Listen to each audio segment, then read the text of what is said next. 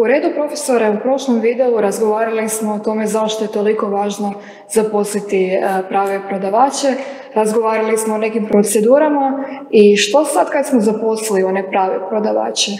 Sada nam slijedi trening, obuka, razvoj, kako god to, edukacija, kako god to želimo nazvati. Dakle, zaposlimo pravu osobu, nakon toga trebamo tu osobu trenirati, educirati, kako god. Koje bi bile onda posljedice i prednosti treninga prodavača? Posljedice treninga su višestruke, pozitivne naravno, od same poboljšane vještine. Dakle, ako trenirate ljude da poznaju kupca, da poznaju prodaju, da poznaju pregovaranje i tako dalje, oni poboljšaju naravno te vještine. Drugo, povećano samopouzdanje iz boljeg poznavanja vještina, bolji rezultati, bolji prihod, bolji profit. Ne samo to, manje reklamacija. Imate manje reklamacija. Osim toga, sa dobrim treningom u drugom koraku će se zahtijevati manja podrška menadžmenta. Ako vi jednostavno osposobite osobu, prodavač će vas manje pitati, manje će vas, ajmo reći, tako gnjaviti, jer će imati dovoljno vještina. Naravno, bolja motiviranost. Iz te bolje motiviranosti, bolje vještine, većeg samopouzdanja izlaze veće prodaje. Manja fluktuacija. Ljudi će samim time manje napuštati poduzeće. I na kraju i veće zadovoljstvo i samih zaposlenika, ali i korisnika. Smatrate li da se trening mora održati samo jednom prilikom zapošljavanja ili možda više puta? Da, dobro pitanje. Vrlo često poduzeća zapravo ili ne treniraju dovoljno, odnosno često imaju nekakve treninge na početku, kad se prodavač zaposli, i onda se to nekako zaboravi, međutim to nije dovoljno. Treninzi moraju biti kontinuirani kroz cijeli ono što smo i razgovarali. Dakle, vi morate osobu trenirati, on dobije znanje, ode na teren, primijeni znanje, ostvari bolje prodaje, osnaženje i tako dalje. Dakle, kontinuirano, i kaže se u prodaji platite prodavača više nego što vrijedi, na taj način ćete privući najbolje, a onda učini da vrijedi više od onoga što ga plaćaš. A to se postiže treningom. A u kojim sve područjima treba educirati svoje prodavače? Da, područje je puno. Prvo bi moglo biti vještine koje su mu potrebne, prezentacijske, prodajne vještine, naravno, i tako dalje. Drugo, educirati ga o kupcima. Kako kupci donose odluku, koja je čija uloga i tako dalje. Tu ima puno tema. O proizvodima. Svaki prodavač treba poznavati proizvod ili uslugu koju nudi. To je jako dobro. Karakteristike, koristi i slično. Treba ga educirati o vlastitom poduzeću.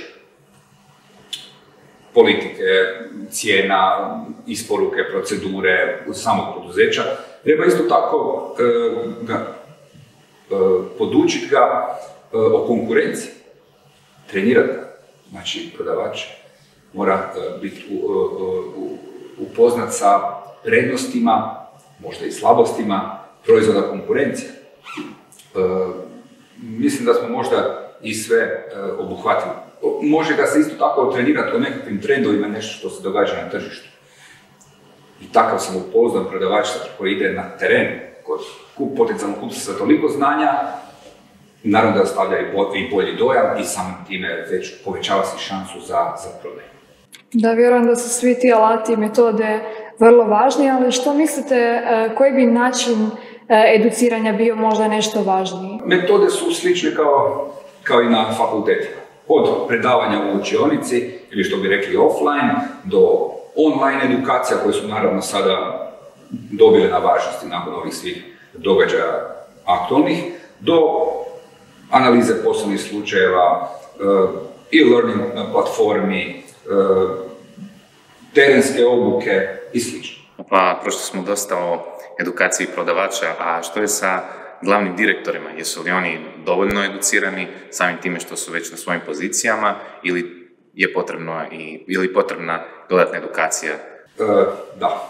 Dakle, trebaju se educirati o onome što smo pričali prodavači, ali isto tako i direktori prodaje ili sales menadžeri se moraju educirati i o procesu prodaje i o tome kako uspješno voditi ljude, o tome kako biti dobar trener. Oni su treneri svojim ljudima, o coachingu, na koji način voditi te ljude i prenositi im znanje. Direktori moraju imati puno znanja iz upravljanja ljudskim resursima, iz menadžmenta, iz performance menadžmenta, kako bi mogli upravljati učinkom i slično. I tu bi samo još htio se nadovezati na ovo sadašnje pitanje, a i na prošlo.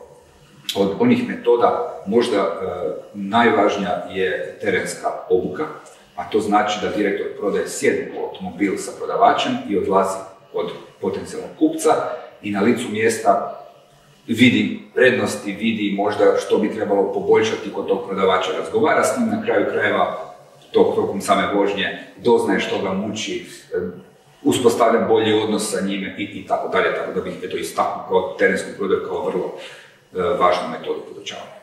Dakle, trening je vrlo važan za sve, i za sales menadžere, kao i za prodavače. Upravo tako. I za jedne i za druge je jako važan trening, jer nemojte zaboraviti da prodavač, što smo, čini mi se, ispomenuli, stvara određenu količinu, naravno, troškova u vidu svega što smo spomenuli, i plaće i troškova putovanja i slično. I treba mu određeno vrijeme da bi on zapravo ostvarivao prihode veće od rashoda, odnosno troškova koje stvara, a taj period se može skratiti uz pomoć dobrog treninga. Ako vi dobro istrenirate vaše prodavače, oni će puno prije postati, ajmo tako reći, profitabilni. I evo za kraj, jesu li prodavači stvoreni ili su rođeni? Da, to je često pitanje. To je isto kad čujete ili neko kaže, ma nisam ja za prodaju, to je otprilike to pitanje. Istina je, znači u prodaju su važne neke karakteristike koje možda nemaju svi, poput upornosti, poput mogućnosti da se lakše primi odbijanje, jer u prodaju imate puno odbijanja. Međutim, i te se možda neke karakteristike ne mogu istrenirati, ali se mogu pojačati. Međutim, nitko nema sve karakteristike. I svatko je od nas dobar u nečemu. Netko je dobar u slušanju, netko je dobar u govornoj komunikaciji, netko je dobar u pregovaranju, netko je dobar u prezentaciji. Dakle, svatko od nas ima neke karakteristike koje su jako dobre u prodaji. Tako da bih ja rekao da svatko može biti dobar prodavač, zavisi koliko to zaista želi i koliko se potrudi i koliko želi raditi na sebi, jer svatko mora raditi na sebi. Čak i onaj koji je rođen sa nekim dobrim karakteristikama koje su poželjne u prodaji, ni to nije dobro. Nekakav prirodni talent treba raditi na sebi. Hvala vam na pojašnjenju, profesore, još jednog gradiva. To je to od nas. Nadamo se da ste nešto novo naučili i vidimo se u sljedećoj epizodi.